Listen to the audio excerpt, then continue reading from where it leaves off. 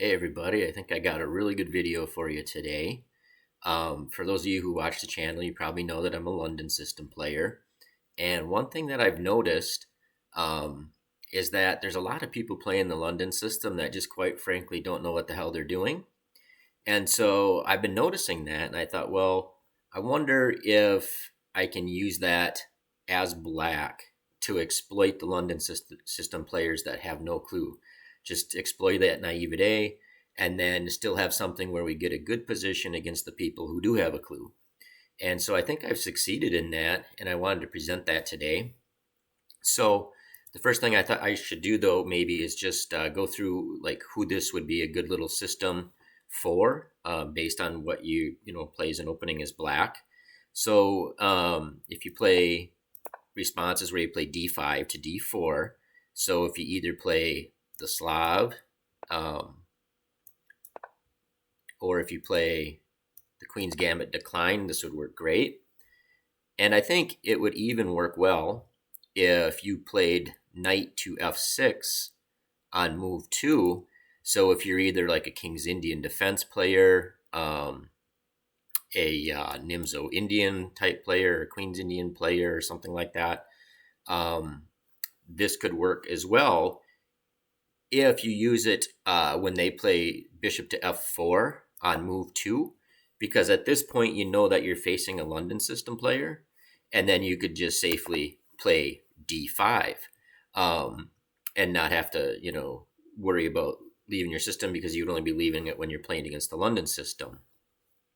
And one thing especially I thought I would just point out real quick, um, for King's Indian defense players, you may have run across this, and I'm going to be playing this a lot myself actually going forward with white. But if black kind of plays robotically, like a King's Indian defense player can sometimes do, there's this idea that white has where you play knight to c3, and this basically forces black to play d5 unless they want to get in a terrible position, because if they just go about with their King's Indian defense kind of setup, white plays e4, and now this is not a good position for white, or I mean for black. Sorry, it's a great position for white. And how this will kind of go about is white will set up this queenside castling position where we're trying to swap off the dark squared bishop for black that defends their dark squares around their king. So you get something like this, and it's basically like a Yugoslav attack on steroids.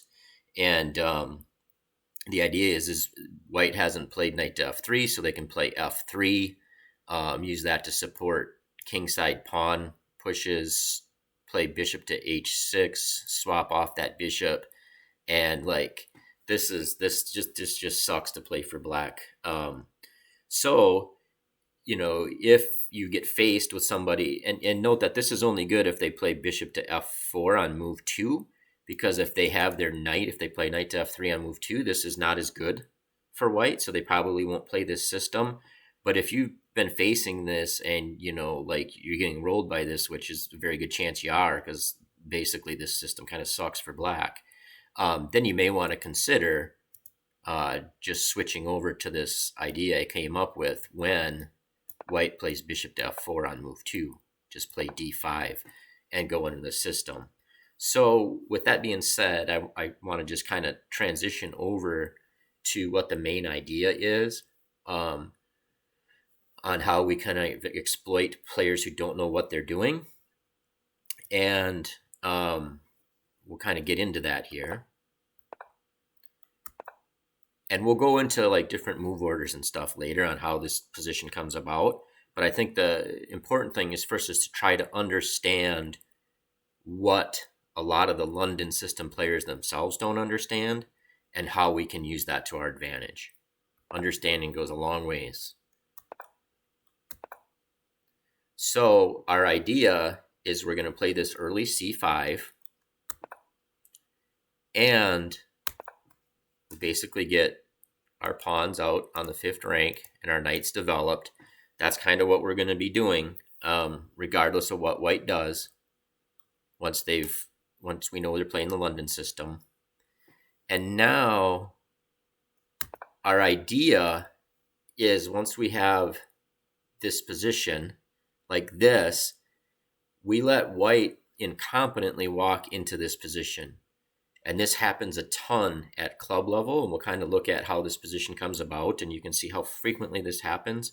But this is actually a terrible move by white. And when you see this structure on the board, you know that you're playing somebody who doesn't know what they're doing. They haven't put in the time to learn their craft. Just, like the London system is a pretty simple opening, and they haven't even put in the time to learn that. And so this could be a great opportunity to try to exploit their incompetence, basically. And so basically what they did wrong is they played knight to f3 and c3 before they played knight b to d2. And that's kind of our theme for how we're going to focus in on and know that they screwed up. And we'll talk about these move orders, and basically a little bit about what white is supposed to do. But I actually made a couple of full-length videos on that, and I'll put a link to it above me. It's about the two knights and triangle tabia in the London system. And if we ever see this thing where you have a London player that has combined knight to f3 and c3, and they have not yet played knight b to d2, basically they've combined these two tabias, and they don't know what the hell they're doing. And so the way that we are going to exploit that is that we are going to play queen to b6. We're going to hit that pawn on b2, and we're going to exploit that weakness of that early bishop to f4 move that no longer protects b2. So interestingly, once we get in this position here, because white didn't choose a correct move order, and if you watch that video, you'll understand what they did wrong, and you'll probably learn some of it as we go through here. But the important thing is that we just recognize that they have played knight to f3 and c3 before they developed the knight on b1. So, and then this will work even if you don't understand the different move orders that white was supposed to do. If you can just recognize that they're in the wrong position, we can exploit that fact. And so let's go through our key ideas here and understand why this position sucks for white. So what they did is they allowed this trick that we have. So let's first look at the most common things that people will play is queen to b3, and we'll look at that last actually. But let's look at their other options first. Some people say, well, I'll guard it with queen to c2. I'll just guard that b2 pawn. And we have a simple answer to that, in that we can play bishop to f5. And we are basically saying, well, our trick is that you can't take that bishop. If you take that bishop, we obviously just take here, and we have a winning position, just flat out winning. So they can't take that bishop. The best thing is actually for them to take our c pawn, do d takes c, but you can see like that's only played less than 20% of the time, because basically if white has fallen into this position, it shows that they don't understand what they're doing in the London system. And so the other thing that you may see, what's funny here is that actually the most common move is bishop to d3. And of course, this is just winning. We just take it and then grab on b2. And so I actually have this filtered so that it's only players rated 1400 or above on Lichess. So you can kind of see like you're going to get, we'll see as we go through the move orders later, but this stuff is going to happen a lot. And so we want to have this system where we try to wait for them to screw up and exploit it. Now let's look at the most common thing that will happen after we play our queen to b6 to exploit that b2 pawn. The most common thing that they will play is queen to b3. And our key idea here is we force the issue. We play c4.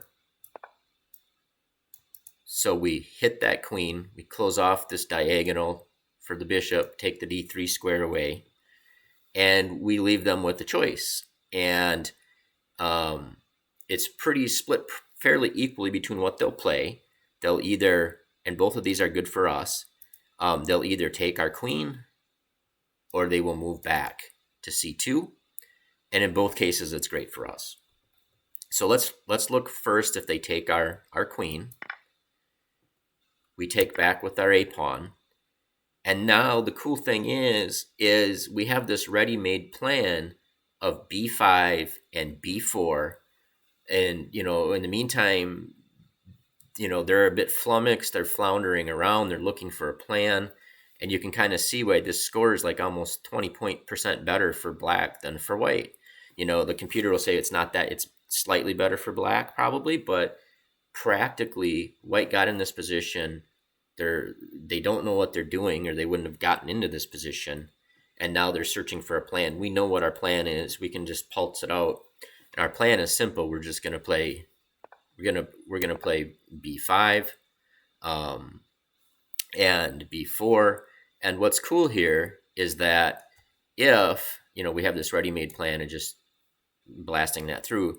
But what's cool here is even if they play a3 to try to stop us from going b4, the fact that they are not castled yet and that our rook x-rays their rook, we can just play b4 anyway.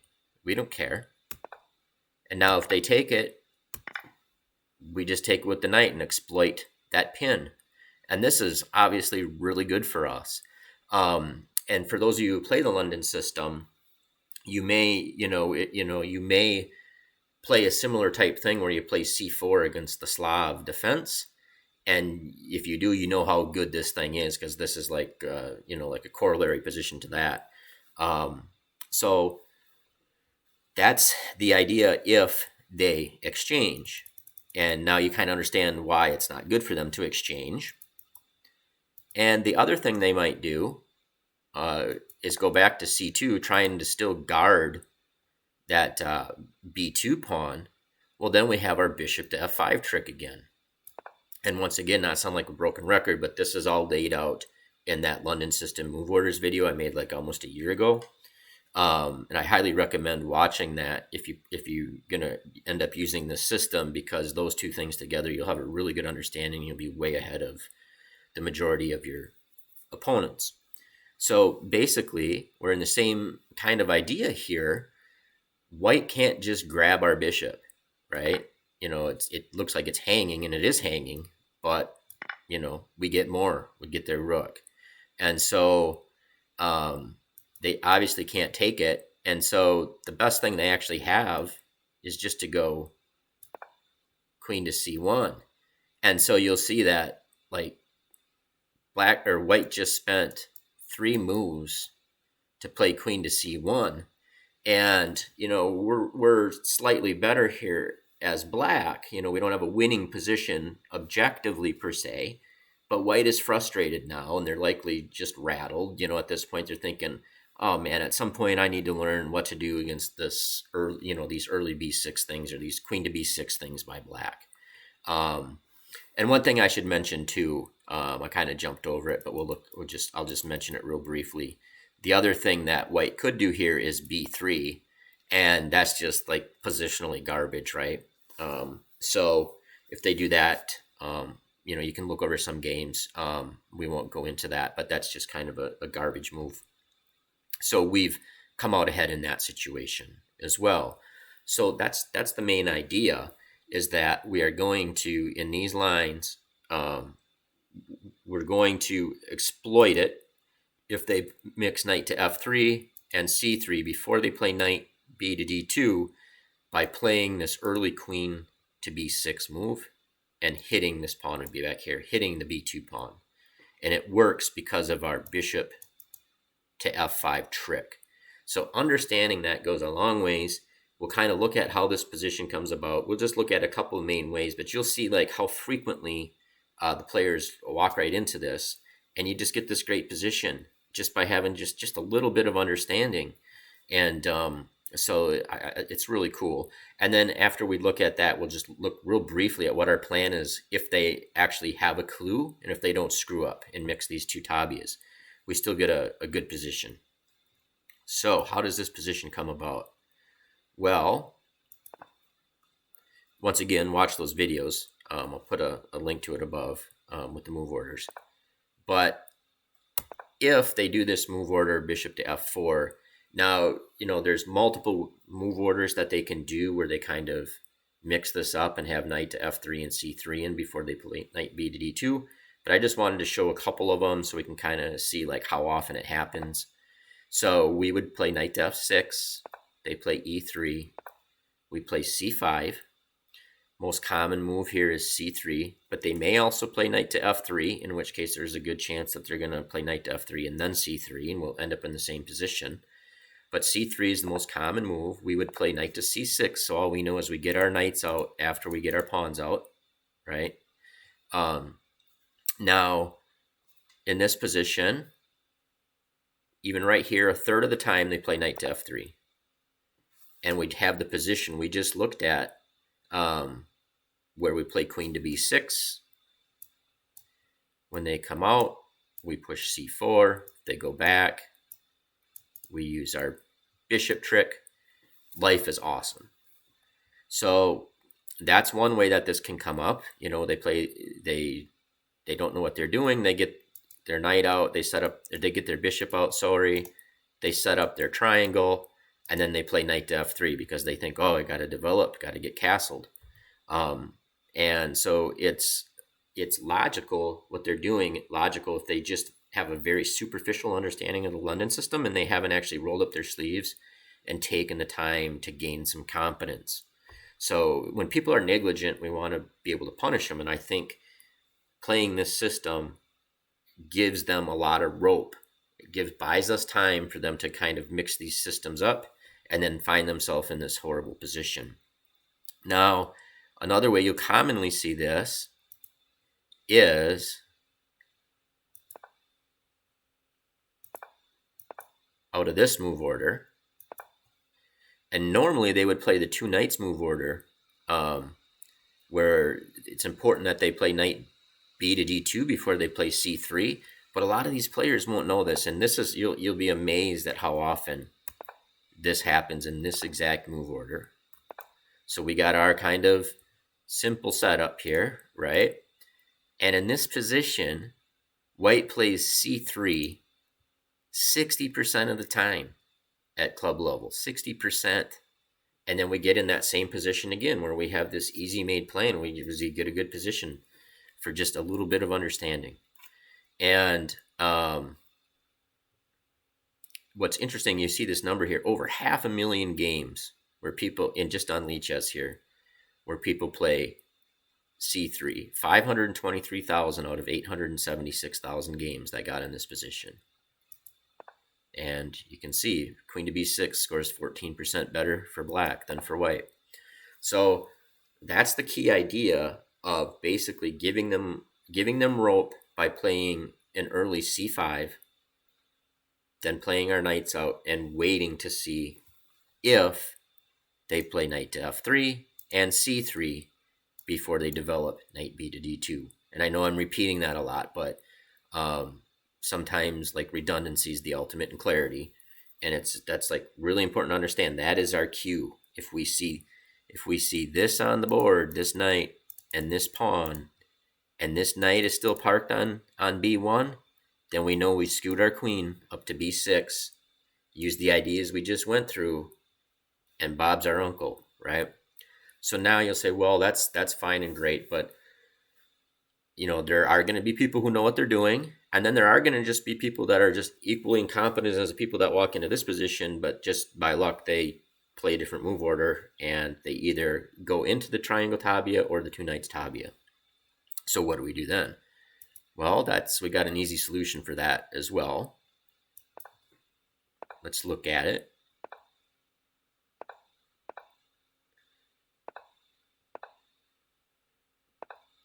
So we get into, let's say we get into position here, and they play knight b to d2.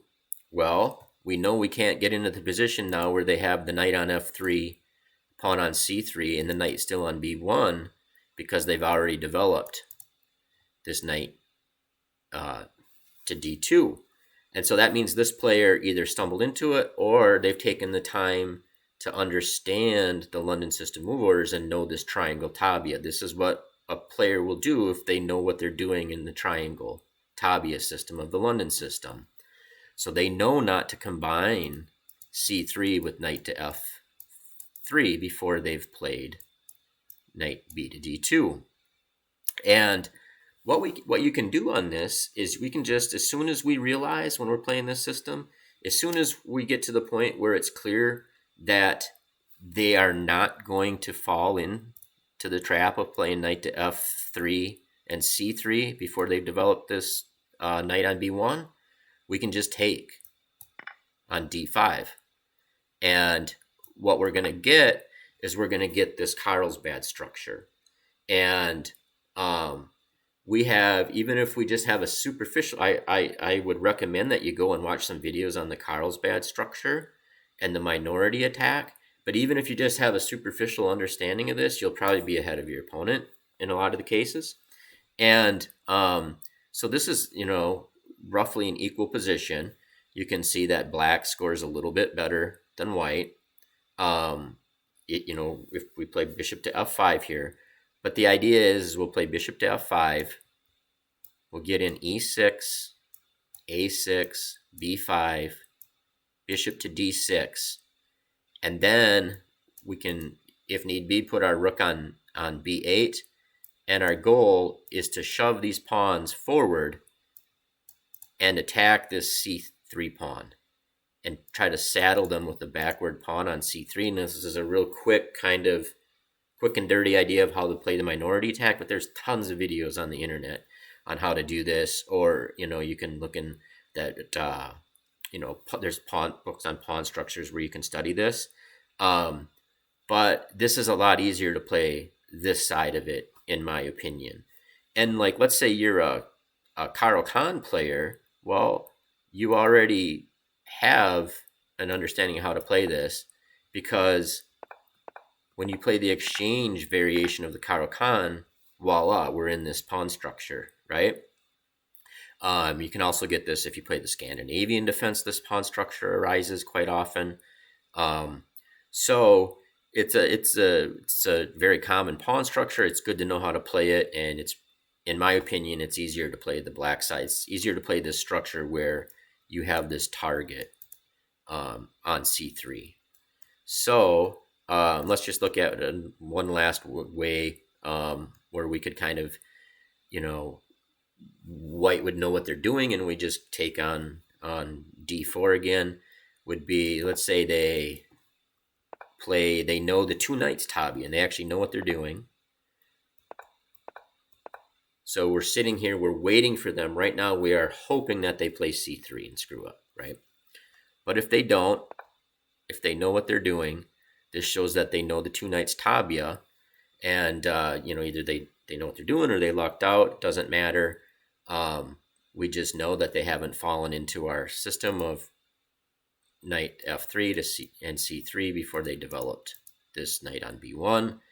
And then we can just take like this, and we're back. We can just play bishop to f5 here. And you can see bishop to f5 actually scores 7% better for black than for white. Like I said, I think this is a lot easier to play for for black. We just have this kind of idea where, we have more pawns in the center. We have a idea how to attack on the queen side, try to just trade off that dark squared bishop, and we're sitting good. So that's the idea. I think it's a really good way of doing it. That's how I'm going to do it. I do think if you have these people that are just winging it and are just incompetent, haven't taken any time to learn their craft, don't understand, they just maybe just see these people playing this triangle setup and just like, oh, I can just play in this routine way. When I play the London system, I don't need to know what I'm doing. Well, that's not true. The London system's a great opening, but you still need to spend just a little bit of time on it to learn it. So anyway, let me know what you think. I hope you have good luck with this. I think it's just, you can go so far with just some basic understanding here. And then what you can do is just if you just know what's in this video, you'll be covered the vast majority of the time. If somebody plays something weird, just look it up afterwards, and then next time you know. But I wouldn't waste a whole lot of time learning much more than what I've presented here. You'll learn a lot more if you just play the games and then pick up some information afterwards. This is how I'm going to be playing it. This is what I'm going to know. So anyway, have a good one.